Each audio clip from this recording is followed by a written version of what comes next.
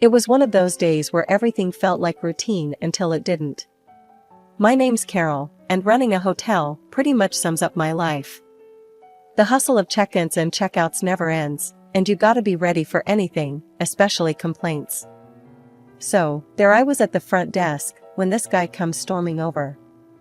He looked like money from head to toe, fancy suit, slicked back hair, the works. He slammed his fancy phone down on the counter and glared at me like I was the one who messed up his room.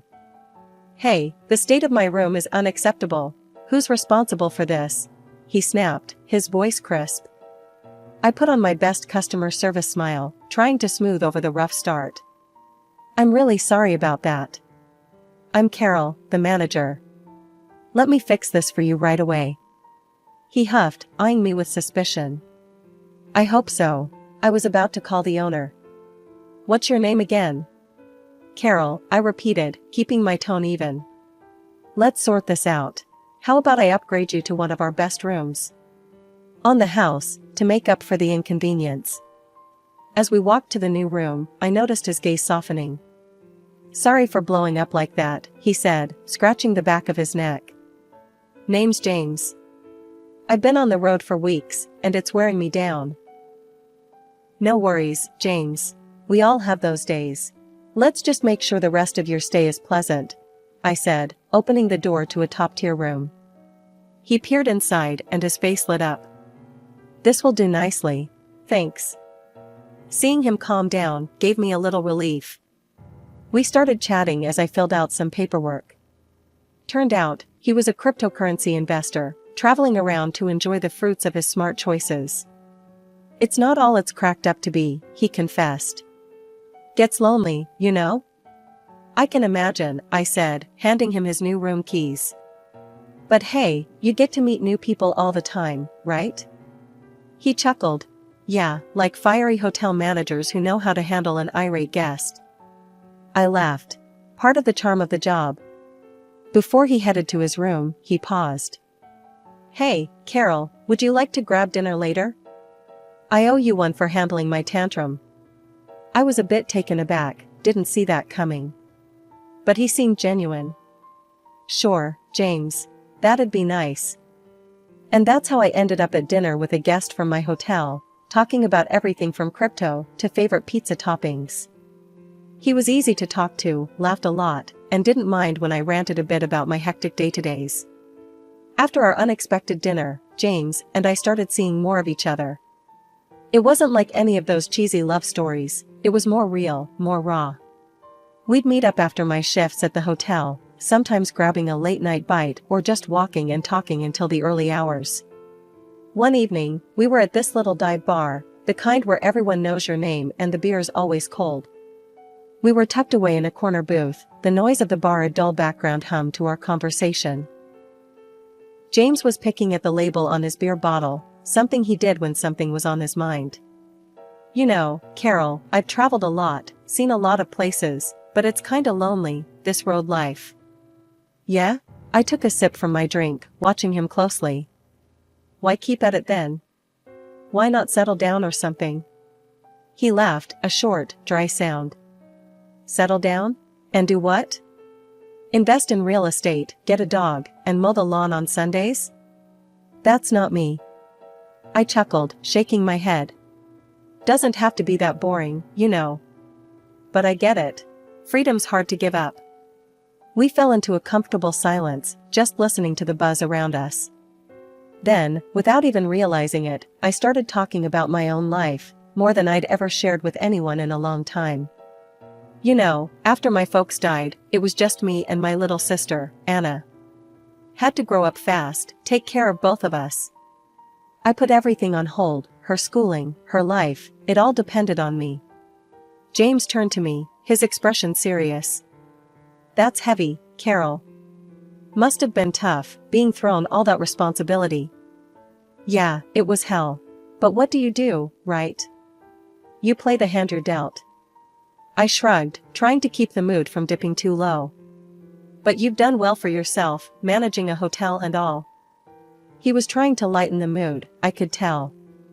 I laughed, a genuine laugh this time. "Yeah, I guess. Managing the hotel, handling the bills, and making sure Anna got a more or less normal life. He leaned in, his eyes intent. "You're remarkable, you know that?"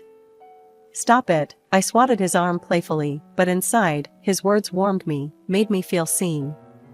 "So, what about you? You ever think about family?" I asked, turning the tables on him. James shifted uncomfortably. Family. That's a tricky one. Let's just say my folks and I don't see eye to eye. They have their empire, and I have my road. "An empire, huh?" I teased, bumping his shoulder with mine. "Sounds fancy." He gave a rueful smile. "Not as fancy as it sounds. More like a lot of expectations and golden handcuffs." We spent hours just talking that night.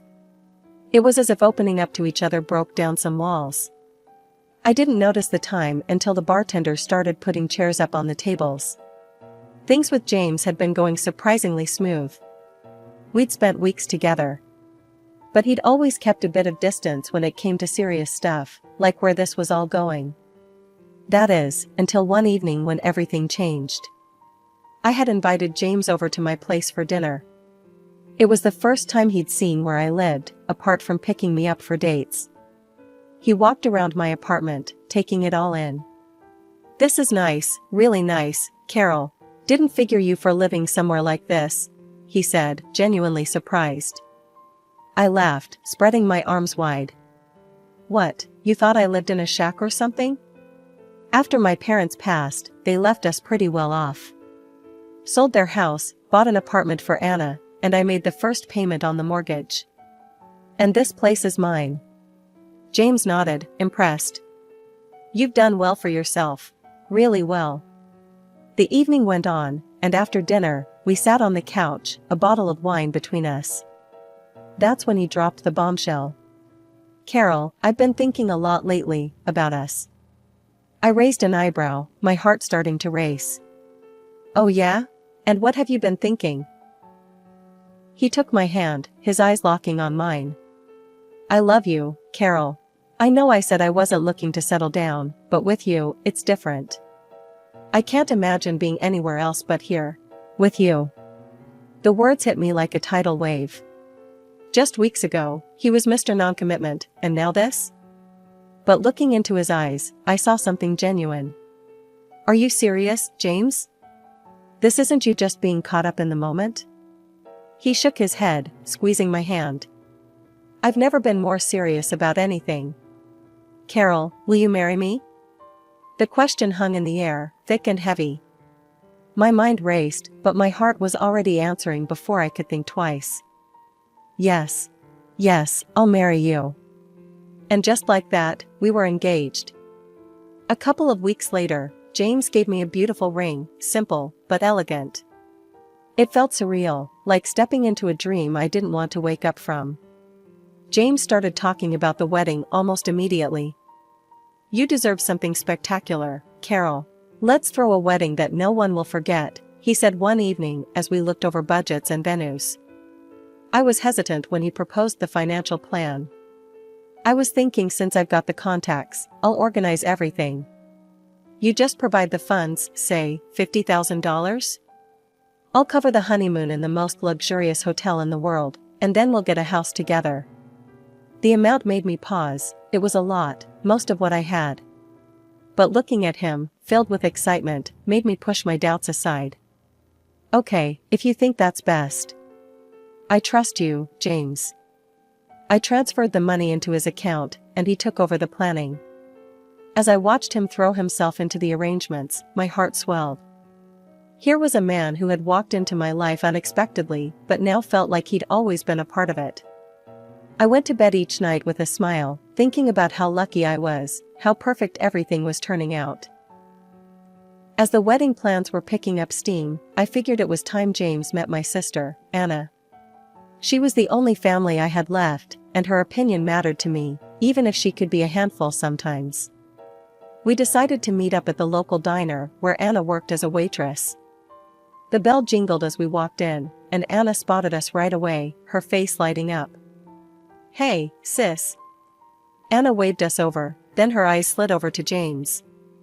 And you must be the famous fiancé. I've heard loads about you. James flashed his $1,000,000 smile, stepping forward to shake her hand. And you must be the beautiful sister I've been told so much about. You two could be twins. I rolled my eyes, feeling a mix of pride and annoyance. Okay, cut it out with the charm, mister. Anna laughed, but then leaned in with a mischievous glint in her eye. So, James, are you as rich as they say? My sister sure knows how to pick 'em. Anna, I hissed, embarrassed. She always knew how to push my buttons. James just chuckled, taking it in stride. Well, I've done all right for myself, but Carol's right, it's not about the money. It's love that really counts. Anna raised an eyebrow, looking impressed. Smooth talker, huh? I like him. Over the next few weeks, James proved to be the perfect gentleman. He was charming, attentive, and never made me feel like he was anything but utterly devoted to me. He didn't even bat an eye at Anna's flirtatious antics, which was a relief. One day, in the midst of all the wedding chaos, my best friend Liz and I went to a bridal salon to pick out my wedding dress. The place was draped in silk and satin, a bridal heaven. As I was being zipped into one of the gowns, I heard a familiar laugh from the next booth. Curious, I poked my head around the curtain, and there was Anna, twirling in front of a mirror in a wedding dress. Anna, what in the world are you doing in a wedding dress? I asked, my voice echoing my bewilderment. She stopped twirling and gave me a crooked smile. Oh, just trying some stuff on. You know, for fun. Liz, who'd come around to see what the fuss was about, chuckled. Looks like someone's caught the wedding bug. Anna's laugh was stiff, not quite reaching her eyes. Yeah, something like that. Let's just say I might need one sooner than you think. What? Are you serious? Is there something you need to tell me? I pressed, half amused, half concerned. Just let it be a surprise, Anna said, her tone light but evasive. We all laughed it off, thinking she was just being her usual dramatic self. I turned back to my own reflection, the image of Anna in that wedding dress lingering in my mind, but I brushed it aside, focusing on my own big day. That day was like any other until it wasn't. James had left in a hurry after breakfast, mumbling about some meeting he couldn't miss. He forgot his phone on the coffee table, and it started buzzing like crazy just minutes after he dashed out. Curiosity got the better of me. I thought it might be something urgent about the wedding or his work. Probably just his buddy checking in, I muttered to myself as I picked up the phone. There was no password, James never bothered with one. That alone should have tipped me off that he wasn't as cautious, or as clever, as he liked to think. The screen lit up to a storm of messages, all from the same contact, Anna Banana. My heart sank a bit. Why is he texting Anna so much? I opened the messages, telling myself I was just being paranoid. But the words I read burned through the screen. I can't wait to be with you forever, Anna had written. Forget Carol, it's you I want standing with me. And James, the man I was about to marry, replied. Soon, love. We just need to play along a little longer. She's so clueless, it's almost funny. I scrolled through more messages, each one a stab in the heart. They talked about the wedding, about me, about how they'd use my money to start their life together, once I was out of the picture. But the most disgusting thing is that Anna was pregnant by James. The room spun around me. I felt sick. My sister, my baby sister, who I'd practically raised on my own, was stabbing me in the back. And James, the man who'd promised to love and protect me, was the knife in her hand. An hour later, James came back, looking flustered. Hey, babe, seen my phone? He asked, kissing my cheek like nothing was amiss. I handed it over with a smile plastered on my face, the same one I'd worn 1,000 times before. You left it here, I said sweetly. Must be losing your touch, leaving your lifeline around. As he scrolled through his phone, presumably checking for missed messages, I watched him closely. Does he have any idea that I know? Does he even care? But James was oblivious, caught up in his own deceitful world. He laughed at something on his screen, and I felt my hands clench into fists. Laugh it up, James. Enjoy it while it lasts. Later that night, as we lay in bed, he was all smiles and plans for the future, our future. It's going to be perfect, Carol. This wedding, our life together. You'll see. I turned to face him, my heart a battleground of love and loathing. I'm sure it will be, I murmured, letting him pull me close. Absolutely perfect. As he drifted off, I lay awake, staring at the ceiling. The gears in my mind were turning, plotting, planning. I wasn't going to be the victim in this twisted play. They wanted a show? I'd give them one they'd never forget. But first, I had to act the part of the doting fiancé, just a little longer. The day of the wedding had arrived, and with it, a performance worthy of an award. The grand hall was filled with flowers, and our guests whispered excitedly, none the wiser of the drama about to unfold. Just as we were about to exchange vows, the doors at the back of the hall burst open. Anna, in a wedding dress, marched up the aisle like she owned the place. The crowd gasped, turning to watch her approach. She didn't stop until she reached us, pushing me aside with a dramatic flair. I'm the one who deserves to be here, Carol. Not you. I'm having his baby, she declared loudly, turning to James.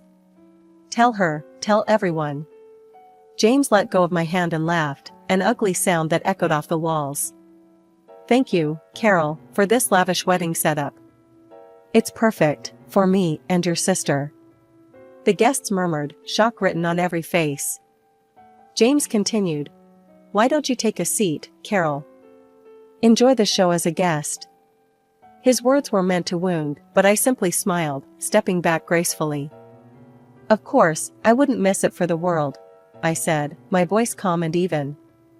Their smug smiles faltered, confusion flickering as I walked away without a scene. I took a seat, crossing my legs and fixing my gaze on the farce unfolding before me. As they turned to face the priest and made their own vows, another dramatic entrance halted everything once more. A woman, clearly older and carrying an air of fury like a storm, marched down the aisle. James, she bellowed, making him pale.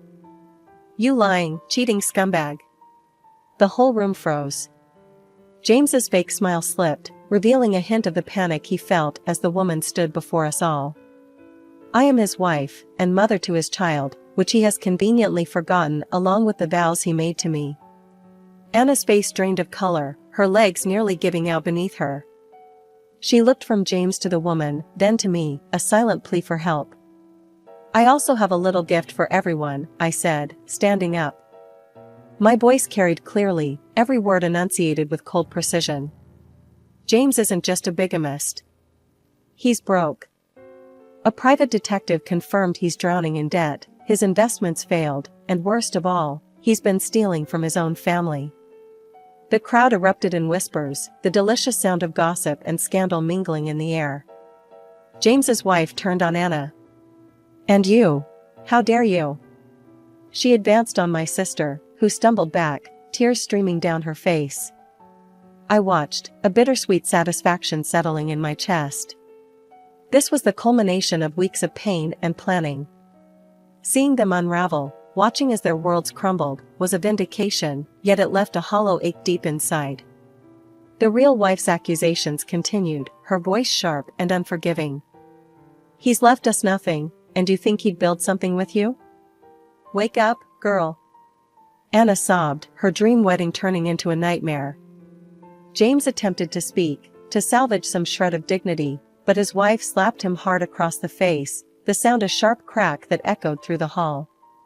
Just as the guests began to process the shocking revelations, another pair of uninvited guests stormed through the doors, James's parents.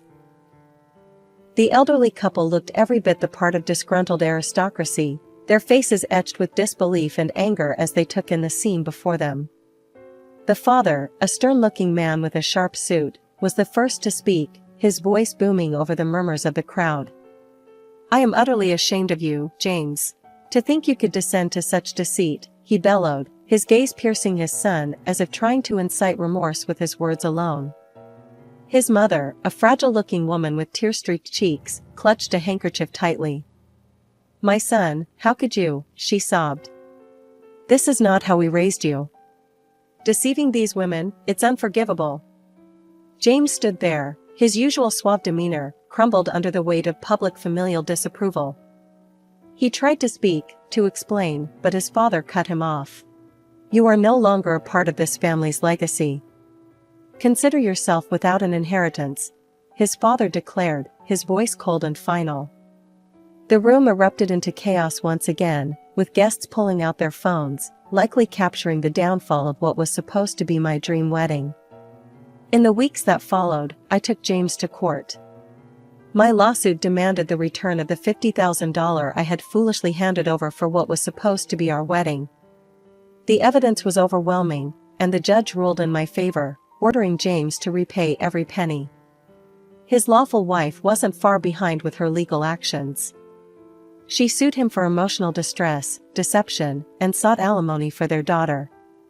I attended every court session, a bittersweet feeling of vindication accompanying me each time I watched James face the consequences of his actions. Beside him, surprisingly, was Anna, who had chosen to support the man who had nearly destroyed me. One day, outside the courtroom, Anna confronted me. "He loves me, Carol. And I love him. We're going to get through this, no matter what you or anyone else thinks." I stared at her, the sister I once loved, now hardly more than a stranger. "Love? You call this love?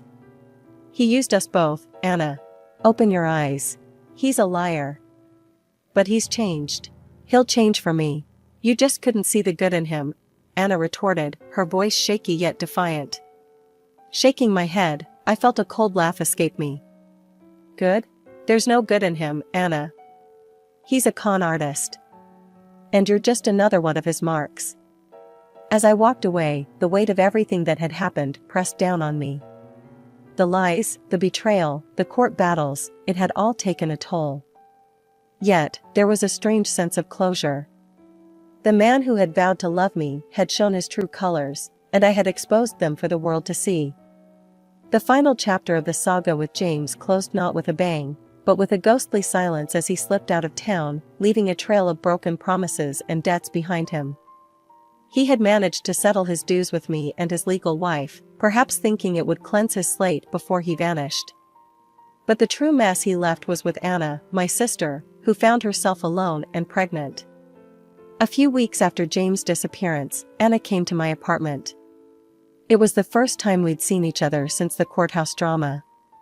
She stood there, a shadow of her former fiery self, eyes downcast. "Carol, I need help," she began, her voice quivering. "He left me, and I'm going to have his baby. I have nothing." The old me, the one who had raised her, might have caved, might have opened the door wide and let her back into my life without a second thought. But too much had happened. "You have the apartment, and you'll have the baby. That's a start. You're not on the streets, you're not helpless." "But I don't have any money, Carol. The bills, the baby. I need support." I shook my head, the decision firm in my heart even as it ached to see her like this. "You made your choice, Anna. You can make another now. Figure it out, like I had to when Mom and Dad died. Like I did when you stabbed me in the back." She sobbed, covering her face with her hands, her body shaking. "I never meant to hurt you. I thought I was in love. I really did. Love doesn't lead you to betray your family. Love doesn't make you a spectator at my humiliation. You didn't love me enough to stay away from him, to come clean before everything fell apart." Anna looked up, desperation written all over her face. "So, that's it? You're just going to turn me away?" "Yes, that's it. You're going to walk away from here, and you're going to take care of your child. Alone. Like I took care of you." Turning back into my apartment, I closed the door on her cries, a final, echoing slam that sealed my heart along with it. It was the hardest thing I had ever done, but necessary. Life after that day resumed with a quiet normality I hadn't realized I'd missed. I threw myself back into my work, took up old hobbies I'd neglected, and slowly rebuilt the independence that had always defined me. As for Anna, I heard through family friends that she had her baby, a little girl. They said she was managing, getting by. I hope sincerely that she found her way, found strength in her role as a mother, strength she hadn't found as a sister.